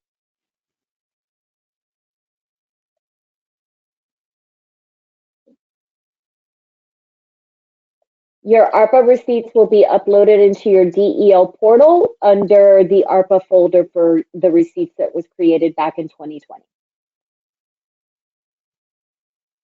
dice que si las compras se pueden realizar en Amazon para el exterior. Si no compre Para el de nada hasta fuera. que no te lo aprueben. Ujú.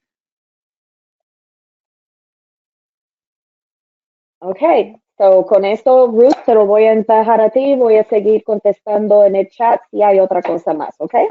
Ok, listo, Lice, gracias. Ok, so ahora vamos a hablar sobre algunas updates, algunas actualizaciones sobre el programa de VPK. So, next. Eso vamos a hablar, algunos recordatorios. Ya como saben, tenemos los APM 1, 2 y 3. El 1 ya terminó. Vamos a comenzar con el PM2. No olviden, por favor, revisar en el link que está aquí abajo.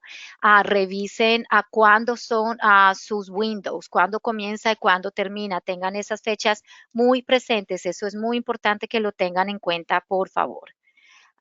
Next. Para recordarles, todas las actualizaciones de Renaissance se deben colocar en el portal de proveedores, en el DEO. De ahí se envía toda la información de datos y programas del VPK en el portal al sistema de Renaissance todas las noches. Ustedes ponen todo en el Renaissance, no tienen que hacer nada. Todo lo tienen que hacer a través del portal del DEO. Puede tomar hasta 48 horas los cambios que ustedes hagan. Pueden ser cambios de estudiantes aprobados inscritos en VPK, información aprobada sobre aulas e instructores. Si hay cambio de instructores, hay cambio en las aulas, ustedes ponen los cambios en el sistema de DEO y después el sistema lo transmite o lo refleja en Renaissance después de 48 horas. Acuérdense, no cambios directamente en Renaissance. Los programas de VPK de Hillsborough pueden acceder al sistema Renaissance siguiendo el enlace. Ustedes ya saben, este es el nuevo enlace. Tienen que tener en cuenta, también está aquí en el PowerPoint. Este es el nuevo que deben usar para completar los assessments en los niños. Si las credenciales de inicio de sesión no les están funcionando, haga clic en olvidar contraseña y siga los pasos del correo electrónico. Si les sigue sin funcionar, por favor déjenos saber, comuníquese con nosotros y nosotros lo guiaremos en este paso. Asegúrese siempre de mantener el portal de DEL actualizado de VPK. Eso es súper importante, por favor, no se les olvide. Next. Ok, son las adaptaciones para la evaluación de alfabetización temprana de FAST. Las adaptaciones para los exámenes se hacen de acuerdo con un plan educativo individual con un IEP o con el plan 504 actual del estudiante que es emitido por el distrito escolar local. En el caso con niños con necesidades especiales donde la evaluación no es apropiada, ustedes pueden marcarlo en el sistema por una razón bajo el estado de no participación. Acuérdense Acuérdense que el non-participation status o no participación tiene 4 razones por las que ustedes pueden poner el niño debajo de esta lista. Una de estas es esta, cuando el niño tiene necesidades especiales, o también cuando el niño habla otro idioma que no sea el inglés. Importante que los niños reciban la oportunidad de tener de recibir el test por lo menos 3 veces, a 3 intentos. Si al tercer intento el niño no pasa, ustedes lo pueden marcar en el estado de no participación, pero es importante que tengan en cuenta que el niño necesita tener 3 intentos antes de que lo pongan en la lista. El niño puede ser, la evaluación de un niño puede ser pausada hasta por 8 días. Pueden pausar y continuar a los 8 días.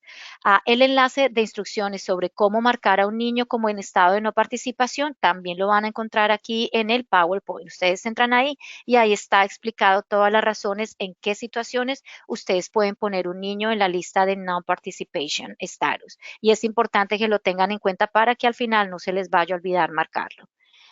Next. Ahora, ¿cómo compartir los resultados con los padres? Los programas de VPK deben compartir el Parent Report con el padre o el tutor de un niño, de un estudiante de VPK dentro de los 7 días calendario posteriores a la administración de la evaluación. Aquí está el link donde ustedes pueden encontrar el reporte también. Y acá también hay una carta que ustedes, una carta informativa que se le da a los padres y a los tutores que está en inglés y en español. Aquí está el link. So, ustedes van a este link y encuentran esta información para compartir con los padres. Recuerden que es dentro de los 7 días calendario. El informe también tiene un lugar para que el padre o el tutor firme. Siempre es recomendable que ustedes pidan a los padres que firmen y conserven una copia para los registros del programa de VPK. Y asegúrense que los papás o los tutores también tienen una copia que ellos puedan confirmar. La de ellos no tiene que ser firmada. Siempre es recomendable que las 2 partes firmen, pero lo más importante es que tengan la copia. Next. Ahora un recordatorio para los requisitos de administración de la prueba de VPK. De acuerdo a lo que nos dice el DIEO, la mayoría de las solicitudes de desactivación de los exámenes o de las evaluaciones de los niños han sido relacionadas porque se han equivocado al inicio de sesión y se ha hecho o se ha administrado el test en el niño equivocado con la identificación de otro estudiante. Eso es importante que antes de revisen el ID del niño, revisen el número y se aseguren que es el niño correcto, que hay un match entre ese número y el niño que está tomando el test. Una vez que antes de que comiencen, por favor tengan esto en cuenta, eso ustedes lo van a ver cuando ustedes ya entran a la cuenta del niño, el niño está haciendo el test, ustedes lo pueden ver en la esquina superior derecha de la pantalla. Antes de escribir la contraseña del monitor, verifique que el estudiante o el niño que está sentado al frente en la tableta sea el estudiante que ha iniciado la sesión. Ustedes pueden encontrar el Monitor Passwords Settings, ahí en el link que está también ahí. Cuando ustedes entran a la página también lo ven ahí, pueden ver los passwords y pueden ver los usernames de cada niño. Los maestros que cumplen con requisitos de administrar la evaluación deben estar en el salón con los niños o los estudiantes mientras se hace la evaluación para que estas cosas no pasen. Y acuérdense de siempre monitorear y estar con los niños. Si tienen preguntas, vayan directamente al Florida Assessment of Student Thinking Fast Start Early Literacy. Este es el link. Ustedes pueden ir a ese link y ahí encuentran toda la información que necesitan. Next. Y como último, estos son los contactos para preguntas y asistencia técnica. Pueden ponerse en contacto con nosotros si tienen alguna pregunta sobre la evaluación de alfabetización de VPK, de FAST, enviándonos un correo electrónico a este email, vpkproviderinfo@elchc.org. Si tienen para reportes del sistema de Renaissance, ustedes pueden llamar a Renaissance o enviar un correo directamente directamente a ellos, a este correo electrónico que está aquí, y asegúrese de que usted está completando el formulario antes de comunicarse con ellos. Normalmente le van a pedir esta información. Si lo hace directamente usando el live chat, también lo va a tener que completar para que ellos puedan saber qué es lo que usted está preguntando directamente y lo envíen con la persona correcta. Y también si necesitan un apoyo de DEL para preguntas de las políticas, de las normas, pónganse en contacto directamente con el DEL si está relacionado con la implementación de cómo implementar FAST, y envíe sus preguntas también al correo electrónico que está aquí en el PowerPoint. Y creo que hay un slide más. Next. Y aquí está información importante, creo que está ya más con Marta Aguiar. El Community of Practice que van a tener es en noviembre 16 de 2023. Es una encuesta de interés, o tengan en cuenta esta fecha también. And that's it. I think that's all from me. Una aclaración y gracias a los participantes que lo anotaron. La subvención de seguridad del aire libre abre el 3 de noviembre del 2023. La presentación dice 24, pero es el noviembre 3 del 2023. If we have any English speakers still online, there was a typo on our outdoor safety. Those applications open November 3rd, 2023, not 2024. And thank you to the person who caught that for us. Okay, preguntas. Nos hacen una evaluación del espacio. Mabel, necesito saber de qué beca específicamente está preguntando.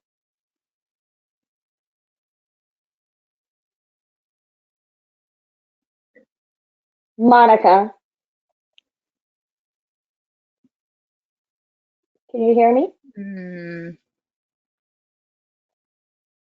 No sé si... Okay, no se sabe. No sé. Y entonces, a la pregunta sobre el entrenamiento, si el entrenamiento está incluido en la compra del currículo por el publicador, sí se reembolsa. Pero solo si está incluido con la compra de el currículo por el publicador. Sí, cuando ustedes entran a la aplicación, ustedes van a encontrar 3 categorías a las que deben aplicar individualmente. Una si las compras del currículum, si la otra compra es de los componentes, y parte de los componentes es un entrenamiento que está dentro de eso. Si está incluido dentro de eso, así puede ir. La otra categoría es entrenamiento, que tiene que ser obviamente de uno de los currículums que está aprobados. Nos envían solamente los recibos, solo necesitamos los recibos y no más. Y la compra de instalación de las cámaras de seguridad, ¿debo buscar una compañía registrada en la Florida o exigen una compañía específica? No se exige una compañía específica, pero si vas a pagar instalación, tiene que ser una compañía que se conoce, ¿verdad? No puedes pagarle a un vecino que te lo instale. Tiene que ser por la compañía donde lo compraste que te lo va a instalar.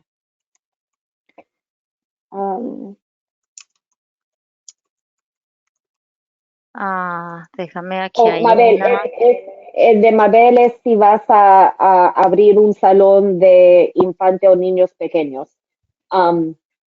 Sí, tiene que ser aprobada por la licencia primeramente. Okay, I think that's it. Who's up next? Sí, para aclarar, Lizeth, hay preguntas sobre si ya compraron el currículum con dinero de ARPA, esos recibos ya no los pueden reenviar, no, porque no. ya se pagó por ese. Si tienen otras cosas y quieren comprar más componentes o añadir algún currículum que les faltó, algo más o entrenamientos, eso lo pueden hacer y nos envían los recibos. Pero si ya son recibos de algo que ya se pagó con ARPA Money, no. Okay, so ahora nos toca la presentación de seguro de salud. No sé si el representante de Florida Blue todavía está en línea.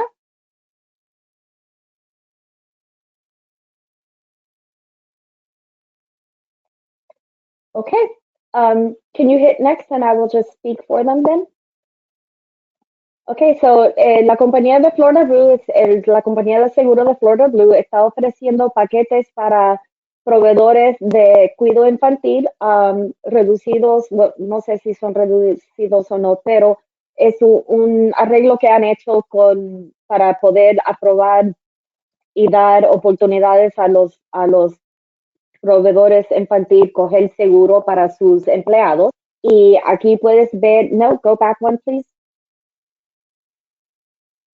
La información del contacto de quién llamar si quieren más información. Now go forward.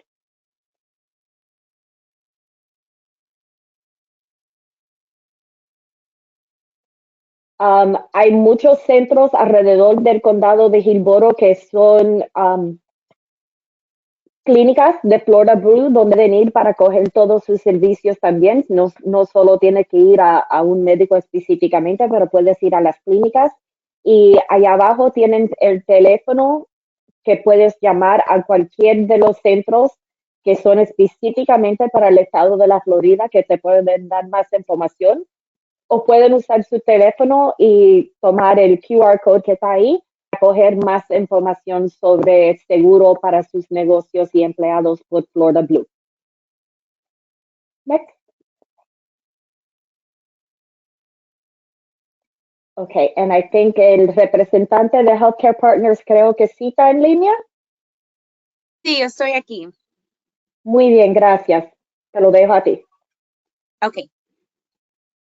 Los slides ustedes los van a poder poner, ¿correcto? Gracias.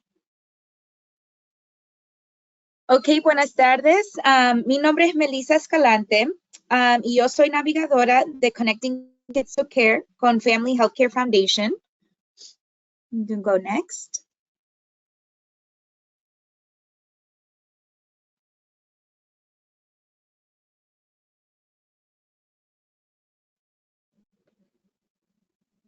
Ok.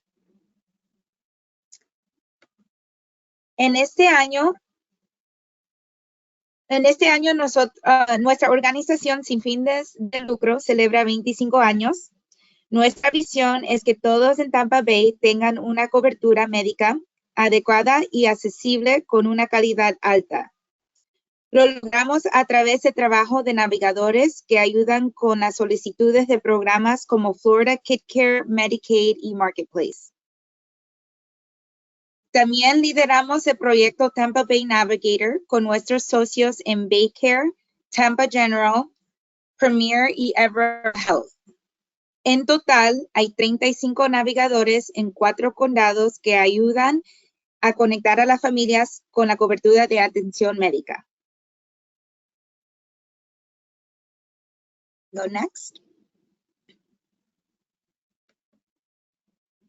Ok, la vida es complicada. No queremos que el seguro médico sea una cosa más de la que las familias deben preocuparse. Los navegadores están capacitados, registrados en el estado de Florida y nuestros servicios están financiados con becas del gobierno, lo que significa que siempre son gratuitos. Estos son los diferentes programas que ayudamos, el Health Insurance Marketplace con Florida Kid Care, que este año, empezando enero 2024, van a salir con una nueva información que le va a ayudar a las familias. Florida Medicaid, Hillsborough County Healthcare Plan y Polk County Healthcare Plan. Next.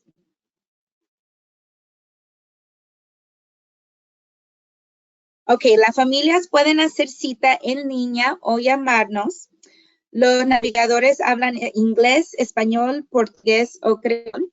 Y nos pueden encontrar también en las redes sociales para seguirnos, para ver lo que estamos haciendo. Siempre estamos en diferentes eventos. Y la información que vamos a poner va a ser cómo nos pueden contactar. Ok, cualquier pregunta que ustedes tengan, a ver si califican o cuáles son las mejores opciones para una familia o para usted mismo, nos puede contactar aquí. Muchas gracias.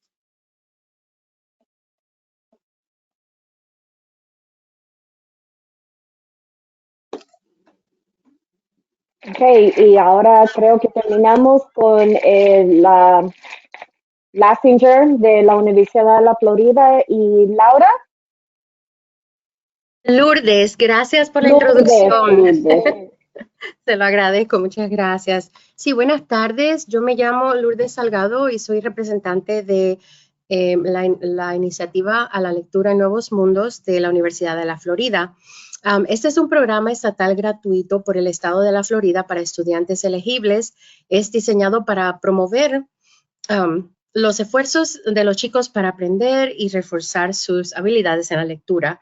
Más allá, deseamos que desarrollarle su interés y su amor por los libros, algo que para que le dure toda la vida, ¿verdad? Los estudiantes elegibles y su familia van a recibir lo siguiente: un libro nuevo mensualmente a casa de octubre a junio, uno cada mes, con el objetivo de que los chicos comiencen a construir su biblioteca personalizada a sus gustos. Nuestros libros son aprobados por el Departamento de Educación de la Florida y están disponibles en 3 idiomas: inglés, español, criollo haitiano, además de braille para aquellos niños con dificultades en la visión. También incluimos recursos y bastante actividades para que practiquen durante la lectura del libro. Los criterios de elegibilidad son los siguientes: los estudiantes de VPK, quienes no están demostrando un progreso significativo para su edad, son elegibles para el programa. También estudiantes de VPK a 5º grado en escuelas públicas y charter o escuelas autónomas, como se conoce en el estado de la Florida, quienes aún no leen a niveles adecuados en sus grados y basados en sus puntajes y resultados del Florida Assessment of Student Thinking o el FAST, como es mayormente conocido. Si tienen algunas preguntas, por favor, yo estoy aquí. Un millón de gracias por su paciencia y que pasen muy buenas tardes. Otra vez, mi nombre es Lourdes Salgado. Si quieren más información sobre el programa, por favor, visiten newworldsreading.com. Thank you. Gracias. Gracias. Ok, so las últimas preguntas, no creo que hay muchas más. No veo ninguna. So terminamos con, por favor, de mantenerse al día con toda la información que se ofrece de la coalición. Si ya no están participando, recibiendo los provider notes que salen los lunes, por favor de ir a la página de la coalición y inscribirse para esas notas. Los seminarios web como el de hoy, y ser un poco más siguiente ahora porque estamos soltando todas estas iniciativas de ARPA. Síganos en Facebook y en Instagram, y también puedes optar a recibir mensajes de texto por la coalición cuando hay cosas urgentes o detalles rápidos. Como siempre, no se le olvide de compartir esa información con sus maestros y profesores, y esperamos vernos otra vez pronto el mes próximo en el próximo seminario web de Coalition Connections. Muchas gracias y hasta la próxima. Hasta luego. Hasta luego.